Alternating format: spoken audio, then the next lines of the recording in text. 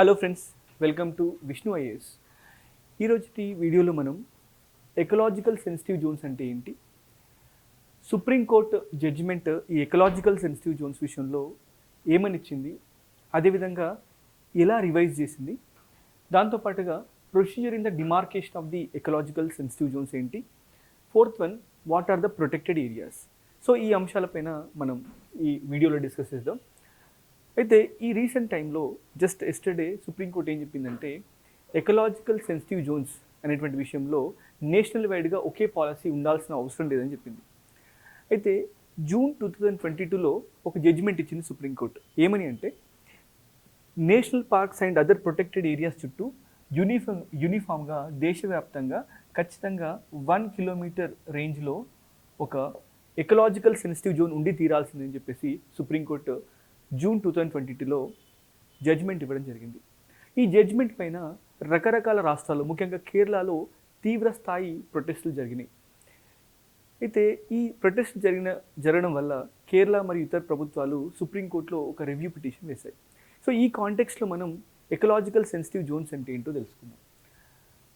అయితే ఇక్కడ before we discuss the judgement, okay, let us discuss what is ESZs. Okay, eco sensitive zones అంటే ఏంటంటే ఇవి national parks మరియు ప్రొటెక్టెడ్ ఏరియా చుట్టూ ఉన్నటువంటి ఒక బఫర్ ఏరియాస్ అనమాట. అంటే ఒక ట్రాన్సిషనల్ జోన్స్. ఓకే, ఒక ఇంటికి ఎలా అయితే కాంపౌండ్ వాల్ మనకి ఒక ప్రొటెక్టివ్ కవర్ లాగా ఉంటుందో, ప్రొటెక్టెడ్ ఏరియాస్ చుట్టూ కూడా ఈ ఎకలాజికల్ సెన్సిటివ్ జోన్స్ అని మనం డిమార్కేట్ చేస్తాం. ఓకే, ఈ రకంగా డిమార్కేట్ చేయడం అనేది ఏ చట్టం ప్రకారం చేస్తారు? Environment protection act of 1986. Environment protection act of 1986. మనకి ఇక్కడ చాలా క్లియర్గా అర్థం కావాల్సిన విషయం ఏంటంటే ప్రొటెక్టెడ్ ఏరియాస్ అంటే మనకు ముఖ్యంగా చూస్తే these are geographically defined areas. Okay, and these geographically defined areas will be taking care of the wildlife and forest resources in that particular area, and these particular areas are protected under the law. Okay, they are protected under the law. అంటే చట్ట ప్రకారం ఈ protected areas covers మనం protect చేస్తున్నాం. అయితే ఈ protected area చుట్టూ మనకి అదర్ ఫారెస్ట్ ల్యాండ్ ఉంటుంది, లేదంటే హ్యాబిటేషన్స్ ఉంటాయి. అలా ఉండడం వల్ల ఏమవుతుందంటే మ్యాన్ అండ్ యానిమల్ కాన్ఫ్లిక్ట్ అవ్వడానికి చాలా ఎక్కువగా అవకాశం ఉంటుంది. అదేవిధంగా ఫారెస్ట్ డిగ్రేడ్ అవ్వడానికి కూడా అవకాశం ఉంటుంది. అలాగే ఈ సెన్సిటివ్ జోన్స్ కూడా డిస్టర్బ్ అవ్వడానికి చాలా ఎక్కువ ఛాన్సెస్ ఉంటాయి. అందువల్ల మన దేశంలో ముఖ్యంగా 2001 నుంచి, అంటే మనకి 2011లో, ముఖ్యంగా 2011లో ఫస్ట్ టైం మనం ఎకలాజికల్ సెన్సిటివ్ జోన్స్ అనేటువంటి కాన్సెప్ట్ని మనం ఇంప్లిమెంట్ చేసాం. ఓకే, సో దీన్ని ఇంప్లిమెంట్ చేయడానికి ఉన్నటువంటి కారణం ఏంటంటే మన ప్రొటెక్టెడ్ ఏరియాస్ని బయట నుంచి వచ్చేటువంటి ఆ ఒత్తిళ్ళ నుంచి కాపాడేటువంటి అవసరం కోసం మాత్రం వీటిని మనం ఎన్షూర్ చేస్తాం. అయితే ఇక్కడ మనం చూస్తే మనకి వైల్డ్ లైఫ్ కన్జర్వేషన్ స్ట్రాటజీ అని చెప్పేసి మనం 2002లో తీసుకొచ్చాం. వైల్డ్ లైఫ్ కన్జర్వేషన్ స్ట్రాటజీ మన దేశంలో ఇప్పటివరకు 3 వైల్డ్ లైఫ్ కన్జర్వేషన్ స్ట్రాటజీస్ మనం ఫార్ములేట్ చేసాం. దాన్ని ముఖ్యంగా చూస్తే మనం ఫస్ట్ టైం 1983లో ఫస్ట్ వైల్డ్ లైఫ్ కన్జర్వేషన్ స్ట్రాటజీని మనం రూపొందించాం అండ్ ఇంప్లిమెంట్ చేస్తాం. ఇది 1983 నుంచి 2001 సంవత్సరం వరకు ఈ ఫస్ట్ వైల్డ్ లైఫ్ స్ట్రాటజీని మనం ఇంప్లిమెంట్ చేస్తాం. ఆ తర్వాత 2002 నుంచి ఓకే 2016 వరకు సెకండ్ వైల్డ్ లైఫ్ స్ట్రాటజీని ఇంప్లిమెంట్ చేస్తాం. అదేవిధంగా ఇప్పుడు ప్రజెంట్ ఉన్నటువంటి వైల్డ్ లైఫ్ స్ట్రాటజీ వచ్చేసి 2017 నుంచి 2031 వరకు. ఓకే, ఈ వైల్డ్ లైఫ్ స్ట్రాటజీ 2002లో తీసుకున్నాం కదా, దీని ప్రకారం ఖచ్చితంగా ప్రతి ప్రొటెక్టెడ్ ఏరియా చుట్టూ ఒక ప్రొటెక్టివ్ ఏరియా, అంటే ఒక బఫర్ ఏరియా టైప్ ఒక ట్రాన్సిషనల్ జోన్ని మనం ఏర్పాటు చేయాలి. సో ఎందుకంటే బయట జరిగేటువంటి డిస్టర్బెన్సెస్ ప్రొటెక్టెడ్ ఏరియాలో రిఫ్లెక్ట్ అవ్వకుండా ఉండాలంటే ఈ రకమైనటువంటి ట్రాన్సిషన్ జోన్ కవరేజ్ అనేది మనకి చాలా చాలా ఉపయుక్తంగా ఉంటుంది. సో అందువల్ల మనం ESZsని మనం డిమార్కేట్ చేస్తున్నాం. అయితే మనకి ఇక్కడ క్లియర్గా అర్థం అవ్వాల్సిన విషయం ఏంటంటే ఎన్వైర్న్మెంట్ ప్రొటెక్షన్ యాక్ట్లో ఎక్కడ కూడా ఎకలాజికల్ సెన్సిటివ్ జోన్ అనేటువంటి టర్మ్ లేదు. ఓకే, కానీ మనం సెక్షన్ 5 అండ్ సెక్షన్ 3లో ఉన్నటువంటి సెంట్రల్ గవర్నమెంట్ పవర్స్ ఆధారంగా ఈ ఎకలాజికల్ సెన్సిటివ్ జోన్స్ని క్రియేట్ చేస్తున్నటువంటి పరిస్థితి మనం చూస్తున్నాం. అయితే మరి ఈ ఎకలాజికల్ సెన్సిటివ్ జోన్స్ని ఏ రకంగా డిమార్కేట్ చేస్తారు? What is the procedure behind the demarcation of the ecological sensitive zones? అయితే మనకి ఇక్కడ బాగా అర్థం కావాల్సిన విషయం ఏంటంటే ఈ ఎకలాజికల్ సెన్సిటివ్ జోన్స్ క్రియేషన్ అనేది సెంటర్ అండ్ స్టేట్స్ మధ్యన ఒక కన్సల్టేటివ్ మెకానిజం ద్వారా జరుగుతుంది. ఎందుకంటే ఎన్వైర్న్మెంట్, వైల్డ్ లైఫ్ అనేది కాంకరెంట్ లిస్ట్కి సంబంధించింది, అంటే ఉమ్మడి జాబితాకి సంబంధించింది. సో కాబట్టి central government will be giving the direction to the state, okay, to constitute a committee to demarcate the ecological sensitive zones. So what is that committee? The committee will be consisting of 3 members, okay, it will be consisting of 3 members. Like for example, there will be some ecologist, there will be wildlife warden, and third one is a revenue officer. So such 3-membered committee will be constituted. This 3-membered committee will be trying to understand 3 important things, okay, they will be examining 3 important things. One is the geographical area, the geology of that area, especially what is a mountain, what is a slope, what is a soil type, okay, other geographical formations. These are actually observed by this committee. This is the first one. Second one, the biology, that is the various species composition, the biological composition in that area will also be observed by this particular committee. And third one is socio-cultural composition, socio-cultural composition in that area. So that will be studied in consultation with the local areas, people, as well as the Panchayati Raj institutions in that area. So ee rakanga ee particular committee, they will be observing and examining 3 important dimensions before recommending the demarcation of the ecological sensitive zones. Okay, they will be creating a wide report, they will be making a wider report, and they will be forwarding to the central government. So central government ki forward chesin tarvata, then central government will be notifying that area as a ecological sensitive zone. అయితే మనకి ఇప్పుడు ఉన్నటువంటి rules ప్రకారం ecological sensitive zone it can be up to 10 kilometres also, అంటే 10 kilometres వరకు కూడా ఉంటుంది. అయితే సెంట్రల్ గవర్నమెంట్ పాలసీ ప్రకారం దేశవ్యాప్తంగా ఒకే రకమైనటువంటి ఎకలాజికల్ సెన్సిటివ్ జోన్స్ లేకుండా ఒక్కొక్క ఏరియాకి ఒక్కొక్క type of ecological sensitive zones మనం డిమార్కేట్ చేయడం జరుగుతుంది. ఎందుకంటే అన్ని ఏరియాస్లో ఈ కన్జర్వేషన్ రిక్వైర్మెంట్స్ ఒకే రకంగా ఉండకపోవచ్చు, they can be varying from one area to the other area. So ఈ పర్టికులర్ సిచ్యువేషన్లో in order to ensure the diverse approach to protect the protect areas, we are demarcating the ecological sensitive zones in different dimensions. అయితే ఇక్కడ మనకి important thing ఏంటంటే, supreme court ఏం చెప్పిందంటే ఇదివరకున్న జడ్జిమెంట్లో ఈ ecological sensitive Jones దేశవ్యాప్తంగా కూడా ఒకే రకంగా ఉండాలి, అంటే ఖచ్చితంగా minimum requirement of ecological sensitive zones must be 1 kilometres around protected areas అని చెప్పేసి జడ్జిమెంట్ ఇవ్వడం జరిగింది, ముఖ్యంగా నీలగిరి బయోస్పియర్ విషయంలో. సో తర్వాత రాష్ట్రాల నుంచి వచ్చినటువంటి వినతుల ప్రకారం, అదేవిధంగా పిటిషన్స్ లేకపోతే ప్రొటెస్ట్, వీటన్నిటి యొక్క కాంటెక్స్లో సుప్రీంకోర్టు తన జడ్జిమెంట్ని మాడిఫై చేసింది. ఏమని అంటే ఒక్కొక్క ఏరియాలో ఒక్కొక్క రకమైనటువంటి అప్రోచ్ ఉండొచ్చు, there cannot be a same or single approach for all the protected areas in the country. ఎందుకంటే మీరు ఆలోచించండి, ఈ ఎకలాజికల్ సెన్సిటివ్ జోన్లో ఉన్నటువంటి ముఖ్యమైనటువంటి అంశం ఏంటంటే there are certain activities that are strictly prohibited. అయితే ఇక్కడ మనకు అర్థం కావాల్సిన విషయం ఏంటంటే wild life conservation and livelihood of the people, these are in the direct conflict. ముఖ్యంగా ఒకవేళ ఏదైనా ఏరియాని ఎకలాజికల్ సెన్సిటివ్ జోన్గా గుర్తిస్తే that could be good for the wild life.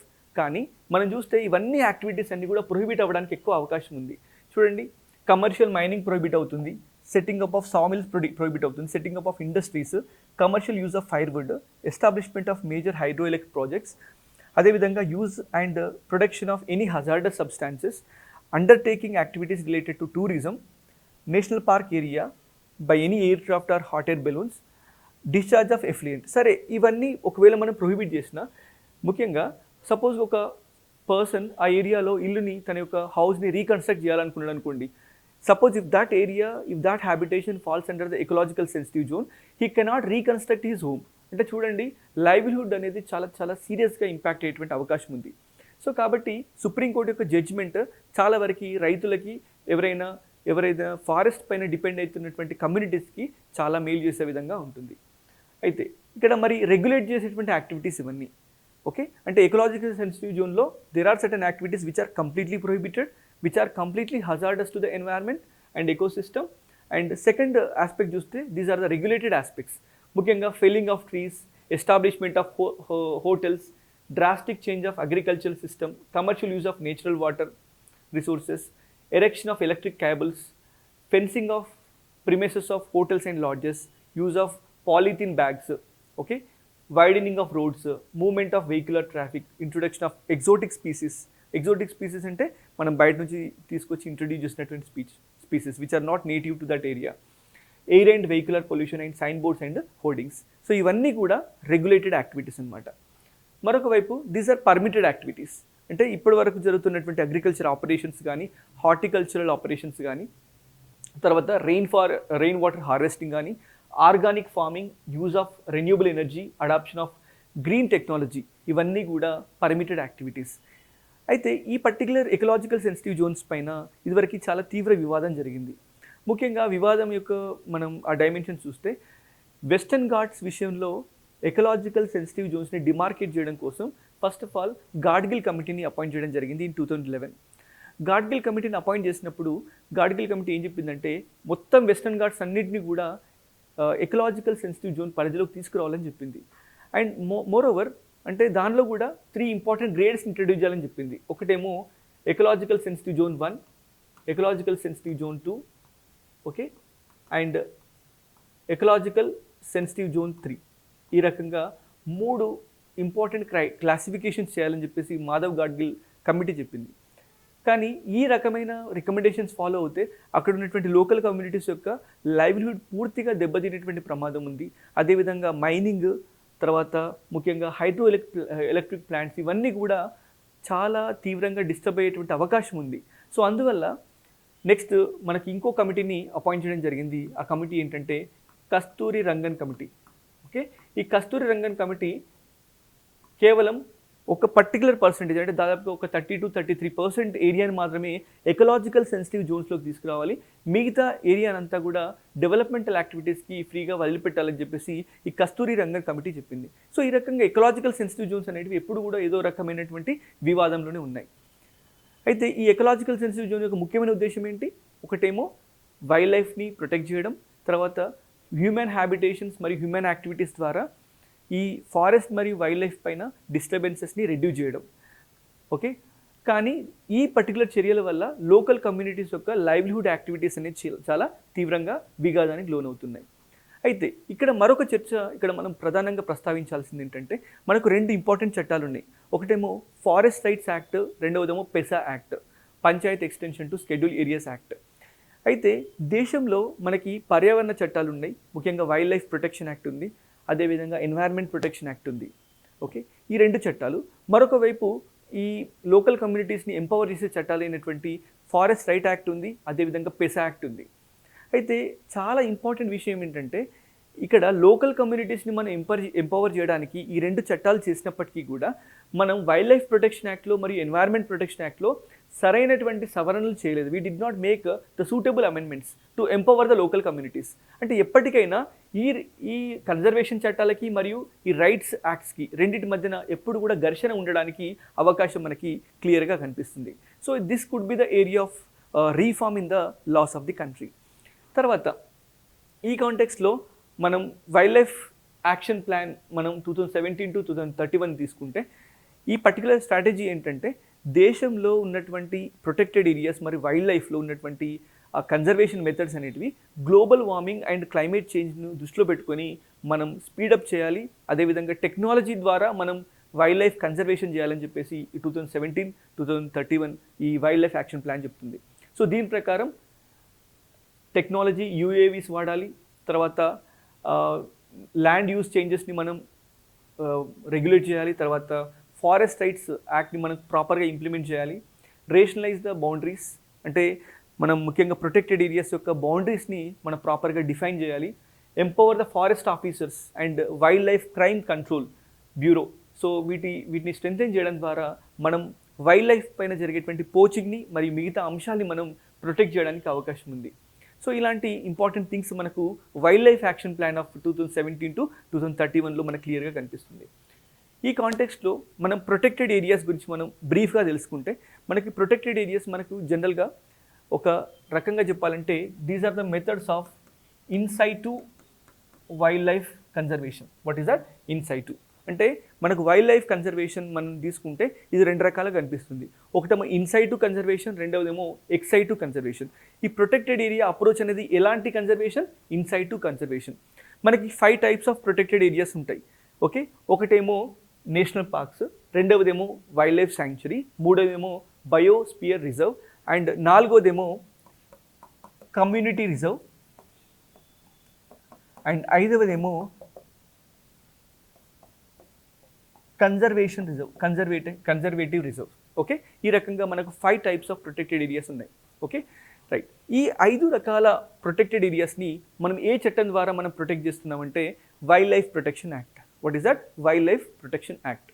అది ఎకలాజికల్ సెన్సిటివ్ జోన్స్ని మనం డిమార్కేట్ చేసేటువంటి చట్టం ఏంటి? Environment protection act of 1986. Okay, మరొక ఇంపార్టెంట్ థింగ్ చూడండి, ఎకలాజికల్ సెన్సిటివ్ జోన్స్ అనేటువంటి టర్మ్ని మనకు ఎన్వైర్న్మెంట్ ప్రొటెక్షన్ యాక్ట్లో ఎక్కడ కూడా మనం డిఫైన్ చేయలేదు. But we are deriving such power to demarcate the ecological sensitive zones only through the section 5 and section 3 of the environment protection act. So ఇక్కడ చూడండి, నేషనల్ పార్క్కి, శాంక్చురీకి, బయోస్పియర్ రిజర్వ్కి ఉన్నటువంటి మేజర్ డిఫరెన్సెస్ చూడండి. నేషనల్ పార్క్లో మనం attention is not given on biotic community. Okay, as a whole, అంటే మనం మొత్తం బయోటిక్ కమ్యూనిటీకి ఇంపార్టెన్స్ ఇవ్వకుండా కొన్ని పర్టికులర్ ఎనిమల్స్కి మాత్రమే మనం ఇంపార్టెన్స్ ఇస్తాం. సో దాన్ని ఆ అప్రోచ్ ఏంటి? National park approach. అదేవిధంగా నెక్స్ట్ ఇక్కడ వైల్డ్ లైఫ్ శాంక్చురీలో కూడా conservation of species is oriented. మొత్తం కంప్లీట్గా మన ఎకోసిస్టమ్ అప్రోచ్ అనేది ఈ వైల్డ్ లైఫ్ శాంక్చురీలో కూడా ఉండదు. కానీ మనం బయోస్పియర్ రిజర్వ్ తీసుకుంటే the conservation is ecosystem oriented. అంటే పూర్తిగా మనకు ఫుడ్ చైన్ అనేటువంటి అప్రోచ్ ద్వారా, లేకపోతే ఎకలాజికల్ వెబ్ అనేటువంటి అప్రోచ్ ద్వారా మనం ఈ బయోస్పియర్ రిజర్వ్స్ని మనం ప్రొటెక్ట్ చేస్తాం. ఓకే, తర్వాత ఈ నేషనల్ పార్క్, శాంక్చురీ మరియు బయోస్పియర్ రిజర్వ్ మధ్య ఇంకొక ఇంపార్టెంట్ డిఫరెన్స్ చూస్తే, దీనిలో నేషనల్ పార్క్ అనేటువంటి ఒక ప్రొటెక్టెడ్ ఏరియాకి మరియు అదేవిధంగా బయోస్పియర్ రిజర్వ్ సంబంధించినటువంటి ప్రొటెక్టెడ్ ఏరియాకి రెండింటికి సంబంధించినటువంటి బౌండరీస్ని మనం లా ద్వారా డిఫైన్ చేస్తాం. కానీ శాంక్చురీ విషయంలో మాత్రం ఎలాంటి ఫిక్స్డ్ లీగల్ బౌండరీస్ అనేటివి క్లియర్గా ఉండవు. ఓకే, తర్వాత టూరిజం అనేటువంటి విషయం తీసుకుంటే శాంక్చురీలో టూరిజం ఈజ్ పర్మిసిబుల్. అదే బయోస్పియర్ రిజర్వ్ అయితే tourism is not permissible. Whereas in the national park the tourism is selectively permissible. So ఈ రకంగా మనం చూస్తే, మన కన్జర్వేషన్ యొక్క ఇంటెన్సిటీని మనం చూస్తే, biosphere reserve is the most protected area compared to national parks, and which is most protected area compared to wildlife sanctuaries. Okay, so these are the 3 key protected area network in the country. Thank you.